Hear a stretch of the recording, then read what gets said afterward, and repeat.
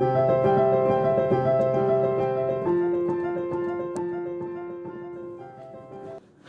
and my name is Inga, and welcome to another one of my violin lessons.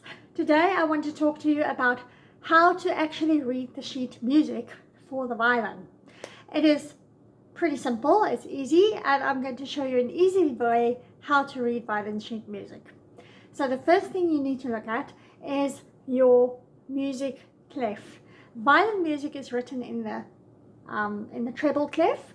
This is a clef that is used for flute, for recorder, for any of the instruments that are high, that have high notes. So anything above middle C there, da, da, da, da, da, da, da, da, da, and going up, right? So a treble clef is used for that. You are going to find that you are going to borrow from another clef called the bass clef, but we will get to that when we get to that. So for the purpose of this video, I am doing only on the treble clef. So the first thing we do is we look at our manuscript paper. The manuscript paper is paper that is basically blank music lines. Now in the lines, you will see when you look at the lines, you've got 5 lines, and then in between those lines you've got 4 spaces, right?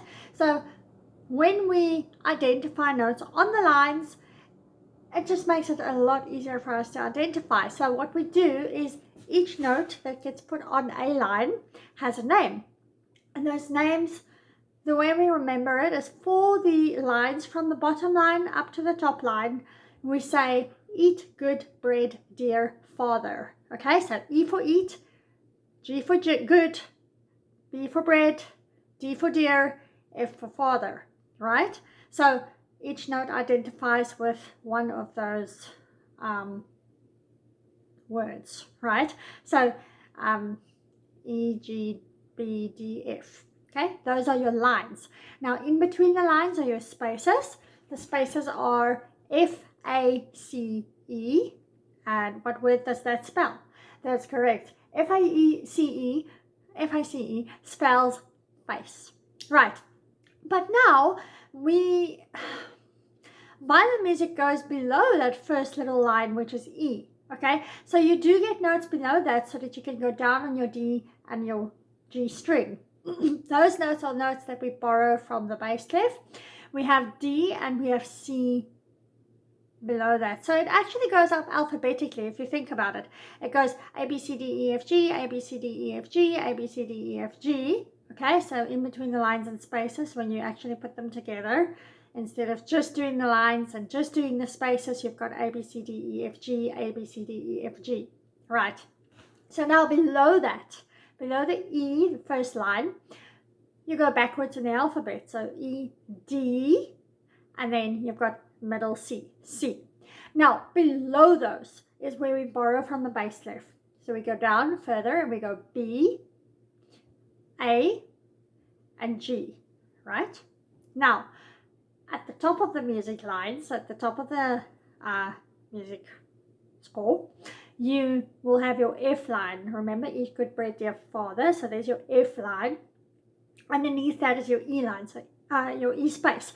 So E, F, G, A, B, C, D, and so on, and it can go up further, right? So that's the first thing about the lines and spaces that makes it easy to identify.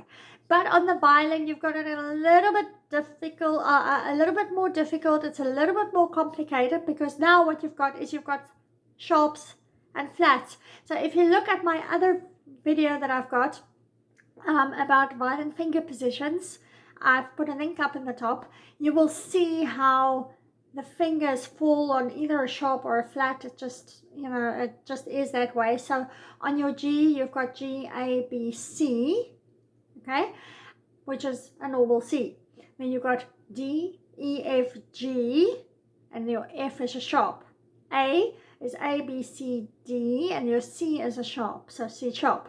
And then E, F sharp, G, A, and so on, right? So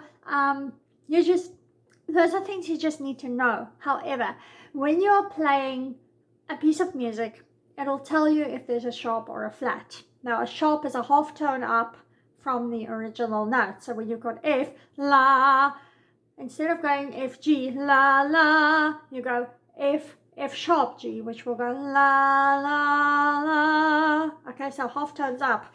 Now those to put in between your stickers on your violin fingerboard. So instead of putting your first finger down on F sharp, you're going to put it down on F when you're playing on the E string, for example. So E, F, and then you slide your first finger up to your sticker for F sharp, right?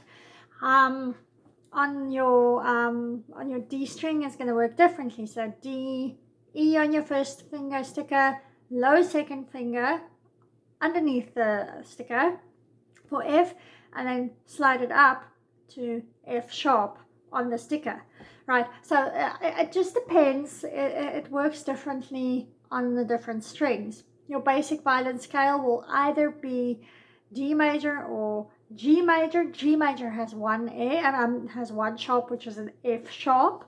You know, so it really depends on what string you're playing on, what string you're starting on. So if you're starting on A, you've got A, B, C sharp, D, E, F sharp, G, A, and that is your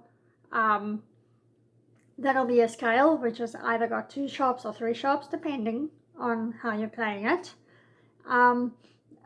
If you're starting on your D, then it will be D, E, F sharp, G, A, B, C sharp, D. So that's 2 sharps. That is your D major scale, right? So you just need to know your scales. So when you look at the violin sheet music, right in front where you've got the key, you will also see that that is where they indicate the sharps. Now, to know how many sharps or which sharps you've got and which flats you've got, I'm not covering flats, but you look at the key signature. So if there's 3 sharps, like in this image, it's flies can go F, C, G. We identify the sharps with a sentence that we say flies can go down an empty bottle. Okay, so they can be up to 5 sharps, 6 sharps, whatever. Right, so this is flies can go, that's A major. If it was D major, it would be flies can, which is 2 sharps. Now, when you've got the sharps in the front, you always play them on the music, even if you don't see them written in the notes. However, sometimes in the music, you will get sharps that are written there just for 1 or 2 bars.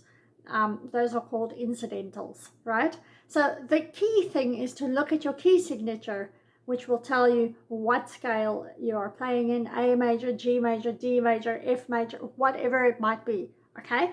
And then also to play those notes that you see on the score as a sharp. Okay, I hope this has been helpful. If you have any questions, please feel free to put them in the comments below.